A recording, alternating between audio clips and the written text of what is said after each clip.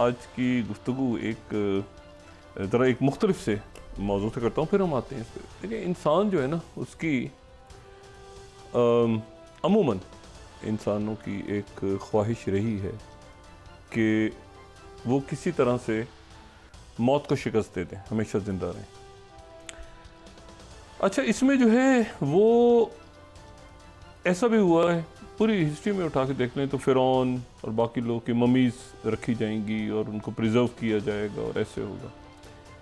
कहते लोग सारे हैं कि जी हमें कोई ज़िंदा रहने का शौक़ नहीं है, हम चले जाएँ। लेकिन ये है कि जब अगर आप इंटेंसिव केयर यूनिट्स में जाके हॉस्पिटल्स के देखें तो उसमें आखिरी लम्हे तक जो है वो उनको ये होता है कि हम किसी तरह ज़िंदा रहें, और सांस एक एक सांस गिनती दी जाती है। इंसान की जिबिलत है। लेकिन वो जो वक्त मुकर्ररा है उसमें सांस का भी कोई ये नहीं कि अगले सांस की भी बात नहीं है, क्योंकि सांस के भी दो मराहल है ना। एक में हम इनहेल करते हैं, एक में एक्सहेल करते हैं। तो इनहेल करने के बाद हमने इनहेल कर लिया तो क्या एक्सहेल करने का भी वक्त है या नहीं, ये भी एक सवाल होता है। लेकिन इंसान की ख्वाहिश बहरहाल हमेशा से रही है। ख़ासतौर पे वो जो ताकतवर और दौलतमंद लोग और जिनके पास अरबों खरबों डॉलर्स हैं, बिलियंस या ट्रिलियंस ऑफ डॉलर्स हैं, तो वो कहीं बैठते होंगे तो ये सोचते नहीं होंगे कि ये हमारे पास इतने बिलियन या ट्रिलियन डॉलर्स हैं और हमारे पास टेक्नोलॉजी भी आ गई है और सब कुछ आ गया, तो क्या हम ऐसा ना करें कि हम हमेशा ज़िंदा रहें? हमको ऐसा रास्ता निकालें कि हम ज़िंदा रहें हमेशा। एक तो है ना बीमारियों का इलाज ढूंढना, वो कुछ और है, हम जिंदा रहें हमेशा। अब एक शख्सियत से हम शुरू करते हैं, क्योंकि एक पब्लिश स्टोरी को मैं डिस्कस करने जा रहा हूँ, और वो है पीटर थियल। पीटर थियल जो है ये जर्मन अमेरिकन एंटरप्रेन्योर है। इन्होंने पेपॉल बनाई थी, जो बड़ा एक हर एक को पता है पेपॉल से पेमेंट्स और ये सारा। 2002 में ईबे वालों ने पेपॉल को ख़रीद लिया था 1.5 बिलियन डॉलर्स में, और उसके बाद ये आगे बढ़ते गए और इन्होंने जो है वो मुख्तलिफ जो इन्वेस्टमेंट्स की, इन्होंने फेसबुक में भी इन्वेस्टमेंट की, बहुत कुछ किया। ये इलॉन मस्क के बहुत करीब है, और जो प्रेसिडेंट ट्रंप की एडमिनिस्ट्रेशन है उसमें भी इनका बड़ा इन्फ्लुएंस है। ज़ाहिर है ये टेक बिलियनर्स हैं बहुत से। अच्छा, इनके हवाले से एक वाशिंगटन पोस्ट 4 अप्रैल 2015, यहाँ से मैं शुरू करता हूँ, फिर ज़रा अपने मुद्दे पे आता हूँ। वो ये कहते हैं कि टेक टाइटन्स लास्ट प्रोजेक्ट, ये जितने टाइटन्स हैं इसका जो उन्वान है वो ये है कि जितने ये बड़े बड़े टेक्नोलॉजी के पे जो काम कर रहे हैं, आर्टिफिशियल इंटेलिजेंस पे, आर्टिफिशियल जनरल इंटेलिजेंस पे और क्वांटम पे, और ये इनका जो आखिरी प्रोजेक्ट है, लेटेस्ट प्रोजेक्ट जो है वो है डिफाई डेथ, कि मौत को शिकस्त दी जाए। तो ये वॉशिंगटन पोस्ट में ये था कि 2015 में मौत को शिकस्त देनी है, जिंदा रहना है हमेशा। अच्छा, अब इसमें अगर हम देखें वॉशिंगटन पोस्ट में, तो ये 12 लोग एक टेबल पे बैठे हैं, और उसमें पीटर थियल जो हैं वो डीप कन्वर्सेशन कर रहे हैं अपने जो गेस्ट हैं उनके साथ। इलेक्ट्रिक साइंटिस्ट हैं उसमें इलेक्ट्रिक साइंटिस्ट हैं जिनकी रिसर्च जो है वो रेडिकल है, और ये सारा उसमें 2004। अच्छा, ये 2004 की बात हो रही है, ये पब्लिश हुआ है 2015 में, लेकिन ये कहानी 2004 से शुरू है। वो कहते हैं थियल जो है उन्होंने पेपॉल बेची है अभी नई, और ईबे को उन्होंने बनाया है, ईबे को बेची है, और वो जो है वो अपने आप को 4 सीजन्स होटल और यहाँ पे सारे बैठे हैं। ह्यूमन अपग्रेड हो गई, आइडियाज़ के जी सिलिकॉन वैली के बड़ी बड़ी फर्म्स हैं, ये सारे बैठे हैं। उसके बाद वो बात करते हैं कि जो गेस्ट हैं उसमें सिंथिया कहते हैं, एक मॉलिक्यूलर बायोलॉजिस्ट, ये सारे लोग बैठ के बात कर रहे हैं। और फिर उसमें जो खाने के दौरान ये बात बढ़ती चली जाती है कि, और ये कहते हैं नंबर ऑफ लोग ये कह रहे हैं आपस में कि हमारी ज़िंदगी क्यों नहीं बढ़ती, हमारे पास इतना पैसा है। और फिर वो कहते हैं कि ये देखो, if you think you can only do very little and very incremental, बहुत हम थोड़ा सा, इतना पैसा है हम क्या करें। और फिर उसके बाद ये होता है कि जो थियल उस वक्त 47 के हैं और उनके पास 2.2 बिलियन डॉलर्स हैं और 47 उनकी एज है, और वो कहते हैं कि it's those who have an optimism about what can be done that will shape the future. अच्छा, इन सब ने अब फेसबुक ये वो बनाई हुई सब तैयार की हुई है इन्होंने, ठीक है। ये वॉशिंगटन पोस्ट की स्टोरी है।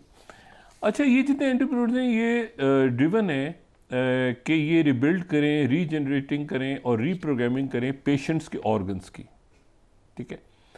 अगर हम इसमें आगे चलें तो ये पेशेंट्स के ऑर्गन्स की the entrepreneurs are driven by a certitude that rebuilding, regenerating, reprogramming patients organs, limbs, cells and DNA, ये जो है ये लोगों को लंबा जिंदा रखेगा और बेहतर, यानी बीमारी के साथ नहीं बल्कि सेहतमंद करके, हम अगर आगे चलें थोड़ा सा अगर वो इसमें आ जाए तो। अच्छा, तो उसमें they work their funding includes hunting for secrets of living organisms, जो कि लंबी जिंदगियां जिनकी हैं तो उनको फिर वो तलाश कर रहे हैं वगैरह वगैरह। अब इसमें यहाँ पर जो मौजूद लोग हैं उनमें से एक हैं लैरी एलिसन। इस स्टोरी के मुताबिक जो मेहमान हैं उनमें एक जो है वो लैरी एलिसन है, और लैरी एलिसन जो हैं वो तकरीबन उनकी एज जो है वो 80 इयर्स है इस वक्त। वो भी इन लोगों में बैठे हुए हैं 2004 में। और लैरी एलिसन जो हैं वो उन्होंने 1977 में ओरेकल बनाई कंपनी, जो कि क्लाउड के हवाले से, क्लाउड कंप्यूटिंग और जो डेटाबेस मैनेजमेंट सिस्टम्स हैं उसको, और फिर उसके बाद और बहुत से उनके प्रोजेक्ट्स। अच्छा, तो डेटा के आदमी है बेसिकली, लेकिन ये वो ये वो ओरेकल है जिसने 2 रोज़ पहले $500 बिलियन का स्टारगेट प्रोजेक्ट ओपन एआई के साथ मिलकर शुरू किया। तो जो 3 लोग हमें खड़े नज़र आ रहे हैं प्रेसिडेंट ट्रंप के साथ, उनमें एक शख्स जो है वो लैरी भी हैं। अच्छा, लैरी जो हैं, यहाँ तक तो बात हो गई कि लैरी उस वक्त, वो मैं बैकग्राउंड बता रहा हूँ कि उस वक्त वहाँ से हम शुरू करते हैं वॉशिंगटन पोस्ट की कि वो बात कर रहे हैं कि डिफाई डेथ कैसे की जाए, तो ये उन लोगों में लैरी भी हैं। अब आ जाएं 2025 जनवरी, 500 बिलियन, हम बात कर रहे हैं $500 बिलियन की का एक प्रोजेक्ट जो अमेरिका में ही है। और ऑलरेडी यहाँ पर हम आ चुके हैं जहाँ पे आर्टिफिशियल इंटेलिजेंस है, वो तो है। आज सुबह से, वैसे पिछले कई घंटों से वो ओपन एआई की वो जो चैट बॉट है उनका वो बंद है, वेबसाइट डाउन हुई है, तो पूरी दुनिया में खप पड़ी हुई है। तो वो जो चैट जीपीटी है वो सही पूरी दुनिया में सही काम नहीं कर रहा, लेकिन लोग एक्स पे जाके शिकायतें कर रहे हैं, हमारे एक्स भी बंद है और शायद चैट जीपीटी का पीछे से कोई इशू हुआ है तो एक खप पड़ी हुई है। अच्छा, अब आप आ जाएं कि मैंने क्यों बात की है, ये बड़ी इंटरेस्टिंग बात है। जो ओरेकल है, ये मैं यहाँ पे आपको बता रहा हूँ कि ओरेकल के जो सीईओ हैं लैरी, उन्होंने क्या बात की थी उस दिन, उनका इसमें क्या इंटरेस्ट है। तो हम यहाँ पे फिर ज़रा उनकी जो यहाँ पे हम फॉक्स को कोट कर देते हैं, मेरा ख्याल है फॉक्स बिजनेस को हम कोट करते हैं 23rd। अच्छा, वो जो है वो ये कहते हैं, ये बहुत इंपॉर्टेंट है जो बात यहाँ हो रही है। As Trump announce project Stargate a 500 billion AI joint venture, ठीक है। एलिसन डिटेल्ड, ये तो हम थोड़ा सा आगे चलेंगे मेरे ख्याल से, नहीं ये किसी और जगह पे, एक सेकेंड जरा। अच्छा चलिए वहीं से देख लेते हैं हम, जो भी स्लाइड आप लगा लें तो वहीं से उसको मैं देख लेता हूँ। अच्छा, ये जो है ना, ये फॉक्स बिजनेस, वो कह रहे हैं कि ओरेकल फाउंडर लैरी एरिसन, अब यहां से आप गौर करें ये क्या है बात, वो ये कहते हैं कि massive artificial intelligence infrastructure project जो है स्टार गेट के नाम से, वो कैंसर की वैक्सीन तलाश करेगा। कैंसर की वैक्सीन, ये ट्यूबरक्लोसिस की वैक्सीन की बात नहीं हो रही, मलेरिया की नहीं हो रही, ये कोई पोलियो की नहीं, कैंसर वैक्सीन। और प्रेसिडेंट ट्रंप ने इस हफ्ते अनाउंस किया था कि ओपन एआई और सॉफ्ट बैंक की फोर्सेस को ज्वाइन करेंगे और ये जो है इस टारगेट पे चले जाएंगे। और ये एलिसन जो है ये चीफ टेक्नोलॉजी ऑफिसर भी हैं, इन्होंने इंटरव्यू में कहा कि हिज कंपनी ये टूल्स बना रही है ओपन एआई के साथ और सॉफ्ट बैंक के साथ कैंसर वैक्सीन के लिए। अच्छा, अब कैंसर वैक्सीन क्या है आगे जरा हम देखें। One of the most exciting things we are working on, again using the tools that Sam and Mesa are providing, is our cancer vaccine. Ellison said during a news conference with Trump in the Roosevelt room of the White House on Tuesday. Ellison said कि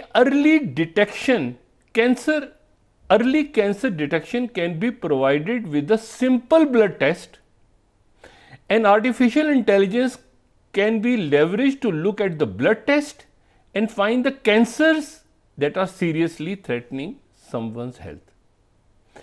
यानी एक जो blood का test हुआ, आम blood test हुआ, तो blood test से आर्टिफिशियल इंटेलिजेंस ये देख लेगी कि ये जो छोटा सा एक एबनॉर्मल सेल है, ये आगे 10 साल बाद या 20 साल बाद एक कैंसर बन सकता है।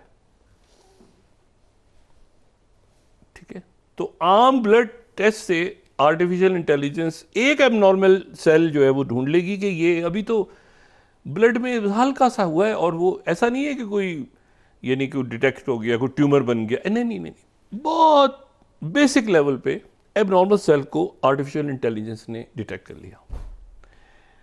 उसके बाद डिटेक्ट करने के बाद अगर इसको आगे पढ़ें आप 48 घंटों के अंदर, ठीक है, that beyond that once we gene की सिक्वेंसिंग करें कि ये कैंसर ट्यूमर है, you can then vaccinate the person, design a vaccine for every individual person to vaccinate them against that cancer, and you can make that vaccine, that messenger RNA vaccine, you can make robotically again using artificial intelligence in 48 hours। यहां पे रुकिएगा, यानी इसका मतलब यह है कि दुनिया में जो भी 8 अरब लोग हैं, तो ये 8 अरब के लिए वैक्सीन नहीं है। ये वैक्सीन इस तरह से है कि हर शख्स जिस, यानी मेरा ये इंडिविजुअल आदमी के लिए, हर अलग आदमी के लिए आर्टिफिशियल इंटेलिजेंस उस शख्स के लिए 48 घंटे में एक वैक्सीन तैयार कर लेगी। अगर 8 अरब की आबादी है तो 8 अरब के लिए, अगर 5 अरब लोग हैं तो उनके लिए इंडिविजुअली 48 घंटों में वैक्सीन बना के कैंसर की, और उसको सिंपल ब्लड टेस्ट से, उसके लिए एक जो पेनाडोल खा रहे हैं लोग एस्पिरिन खा रहे हैं, लोग एंटीबायोटिक खा रहे हैं, नहीं, इंडिविजुअल दवाई, ब्लड टेस्ट, और ये इशू है, ये इशू, तो आपके लिए इंडिविजुअली कैंसर वैक्सीन तक, मैसेंजर आरएनए, ये मॉडर्ना, ये जो डेड वायरस टाइप अंदर वो डाल के, और फिर उसके बाद वो टी सेल्स और एंटीबायोटिक जो एक्टिव होती हैं, अब वो जो, यानी आप समझे ना कि मैसेंजर ट्रेडिशनल से अलग जो वैक्सीन तैयार हुई थी कोविड की दिनों में, मॉडर्ना थी जिसमें सबसे आगे, तो उसमें जो कि खतरा नहीं होता कि टी सेल्स वाला भी एक्टिव हो जाती है इम्यून सिस्टम, और एंटीबॉडीज भी तो ज़्यादा तगड़ा है वो, और उसमें ये है कि वो जल्दी भी बन जाती हैं, तो इसलिए वो मैसेंजर आ रहे हैं। नई टेक्निक है पुरानी ट्रेडिशनल वैक्सीन से। अब आप सोचें कि इस प्रोजेक्ट में ये कितनी इंपॉर्टेंट बात है कि 48 घंटों में एक वैक्सीन कैंसर के अगेंस्ट बनेगी आर्टिफिशियल इंटेलिजेंस के जरिए, और वो आम नहीं होगी कि ये पैंक्रियाटिक कैंसर या लंग कैंसर के, हर शख्स के लिए इंडिविजुअली।